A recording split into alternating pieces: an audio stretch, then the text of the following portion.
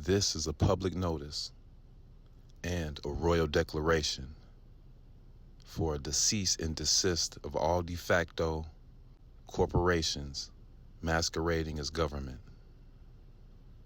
We are the Mississippians, the descendants of the ancient ones, and a true royal family. We are the descendants of Louis, the Sun King. Louis, full name, Louis Joseph Barbeau dit Boisdoré, or Bosdor, or in any of the fashions you see written here, was born in 1731 in Fort Condé, La Louisiane, Nouvelle France. And yes, this France is in what is now known as North America. You see, they didn't teach this in school, but this was French territory. True free people.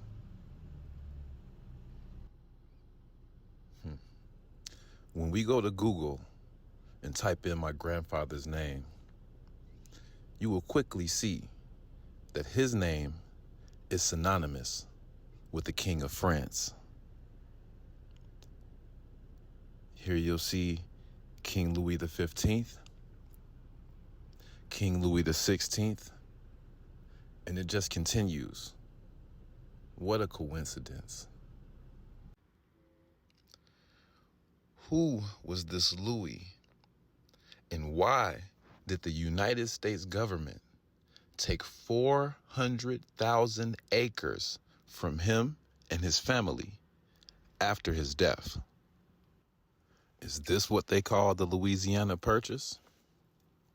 The following court cases are some of the most important cases that formed and shaped what is now known as the United States of America. This landmark case was decided years after my grandfather passed away. Now keep in mind that my grandfather had this land and his father before him. Years after his passing, the United States Supreme Court took his family to court and asked the question, why would the King of Spain give so much land to a man named Louis Bouderet? See, by this time, they had taken him from his royal name down to his civilian name. But see, the answer to their question was quite simple.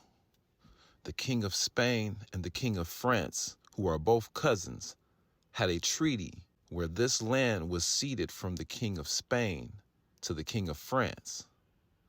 But when we look on other documents, including genealogical records that we have, this same land at this same time was ceded to our grandfather, Louis Bouderet.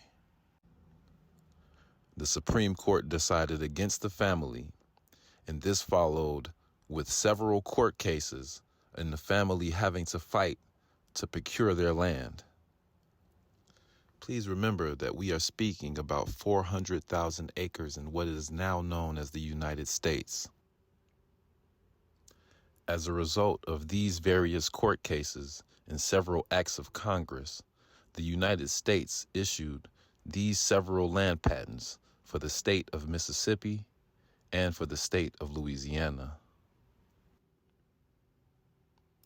When we look at the land patent in Mississippi, it clearly states that the land is for 1,280 acres and that the United States has forever given up all claims, and that the United States or anyone claiming under them may not make claim to this land, and that the land belongs to the heirs of Louis Bouderet forever.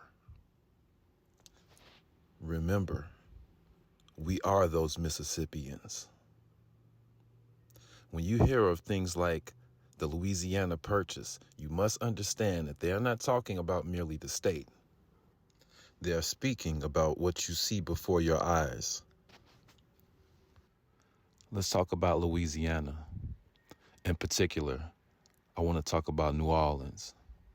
You see this beautiful cathedral here? This is where my ancestors called home. And this is where some of my ancestors are buried to this day.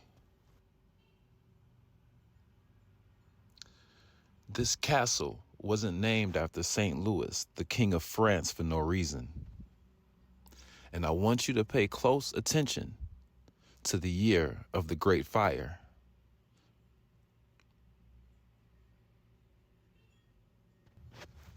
The reason I can tell you this with great confidence is because this is the federal land patent. This patent is for Orleans Parish, or what is now known as New Orleans. If you look closely, you will see that this patent is for 2,759 acres, starting from the river and extending out, obviously including the French quarters. In closing, we will go to the website for the Library of Congress. Here, we will type in my grandfather's name. We will then select the oldest file first, and then we will search. This brings us to U.S. Statutes at Large, Volume 8, Treaties between the United States and Foreign Nations. Seeing as my grandfather is from France, let us see what role France has to play in this historic document.